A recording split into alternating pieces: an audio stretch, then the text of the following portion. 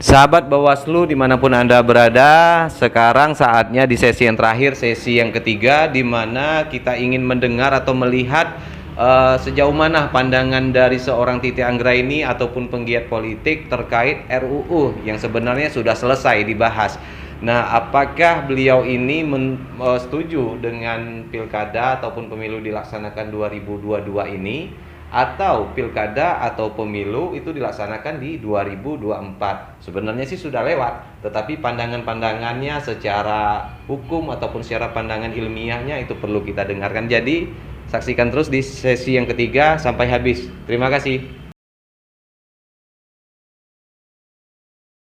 RUU kemarin itu gimana ceritanya, Yuditi? Karena Yuditi lebih paham nih yang di pusat itu jadi atau tidak nih sebenarnya. Jadi kawan-kawan sahabat Bawaslu juga penasaran, ini jadi atau tidak? Ada yang pilkada 2022, 2024 gitu. Jadi serba bingung gitu. Kalau sekarang pembahasan undang-undang RUU Pemilu, memang judulnya RUU Pemilu ya, tapi dalam isinya dia mengatur pemilu dan pilkada sekaligus. Sejauh ini statusnya adalah tidak masuk prolegnas 2021. Tetapi belum ada kata bulat bahwa undang-undang pemilu itu final tidak direvisi. Yang jadi bukan kesepakatan ya, tapi pemerintah itu maunya pilkada itu tidak bergeser dari 2024. Kan kalau RUU Pemilu isinya pilkada itu dinormalisasi jadwalnya. Kalau undang-undang pilkada kan bilang pilkada serentak nasional 2024. Nah, RUU Pemilu itu mengembalikan ke jadwal normal. Ada pilkada di 2022, ada pilkada di 2023, dan pilkada serentak nasionalnya di 2027. 2027 ya, 2027. Nah, pemerintah kan tidak mau. Pemerintah mau jadwal semula yang awal tetap 2024. Jadi 2022, 2023 tidak ada pilkada serentak nasional 2024. Di 2024. Nah, dengan bisa disebut sekarang mungkin statusnya didiamkan dulu ya, atau ditunda lah ya. Sekarang ini RUU Pemilu.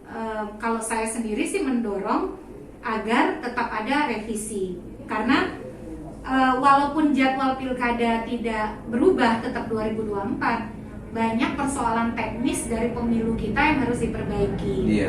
Nah, karena RUU Pemilunya tidak berubah, tidak jadi dilanjutkan begitu ya pembahasannya, atau belum dilanjutkan. Jadi pilkadanya tidak ada di 2022, tidak ada di 2023. Karena ngikut undang-undang yang pilkada yang kemarin 2024 gitu. Di 2024 termasuk Provinsi Bangka Belitung. Itu kalau ini tetap berlanjut, tidak ada perubahan undang-undang pilkada dan undang-undang pemilu, pilkadanya baru di November 2024. Jadi nanti sejarah baru juga PLT gubernur terlama gitu ya untuk beberapa daerah gitu. Iya, kalau Bangka Belitung kan 2022 ya, berakhir. Berarti karena tidak ada pilkada di 2022, maka kepemimpinan daerah itu dipegang oleh penjabat. Nah, penjabatnya sampai terpilih kepala daerah definitif hasil pilkada 2024. Berarti kurang lebih 2 tahun ya. Nah, ada beberapa daerah yang penjabatnya itu cukup lama. Contoh Aceh ketika tsunami. Aceh ya? Ya, tsunami kan. Lalu Kota Makassar karena calon tunggal menang di pilkada 2018. Dia baru pilkada lagi 2020, maka selama belum ada kepala daerah definitif juga penjabat. Tetapi memang penjabat ini kan tidak sama dengan kepala daerah definitif begitu. Karena sebagai rakyat kan kita maunya dipimpin oleh kepala daerah yang kita pilih langsung ya. Terlalu lama dipimpin oleh pejabat itu juga tidak bagus gitu. Kalau kami di Perludem sih berharap ya pilkadanya itu tidak diborongkan di 2024 begitu. Tetap minimal kalau tidak mau pilkada di 2022 2023 minimal digabungkanlah gitu pilkada itu di 2023. Asal jangan di 2024. Jadi 2024 nanti pemilu ini katakan pemilu nasional sama pemilu Pemda nih atau pilkada Pemda yang kata ini tadi di 2000 dalam 1 tahun gitu. Lebih tepatnya sih pemilu 5 kotak seperti 2019, memilih presiden, DPR, DPD, DPRD provinsi, DPRD kabupaten kota. 5 kotak lagi. 5 kotak sesuai jadwal siklus 5 tahunan. Lalu November 2024-nya itu memilih gubernur, bupati, wali kota serentak seluruh Indonesia. Seluruh Indonesia. Jadi 2024 sebagai tahun yang memang benar-benar real masalah politiknya gitu. Betul. Nah, jadi sebenarnya sahabat Bawaslu itu banyak yang ingin kita bahas sama Ayu Titi, tetapi Padahal memang tadi katanya mau bahas yang ringan-ringan aja ya. Iya. Karena memang bawaannya Ayu Titi memang kita penasaran terus nih untuk menggali terus tentang pandangan Ayu Titi terkait masalah demokrasi. Iya. Terakhir Ayu Titi, harapannya untuk demokrasi di Indonesia seperti apa gitu? Ya, terutama karena kita ngobrol dengan Iya. penyelenggara ya. Saya berharap gini loh.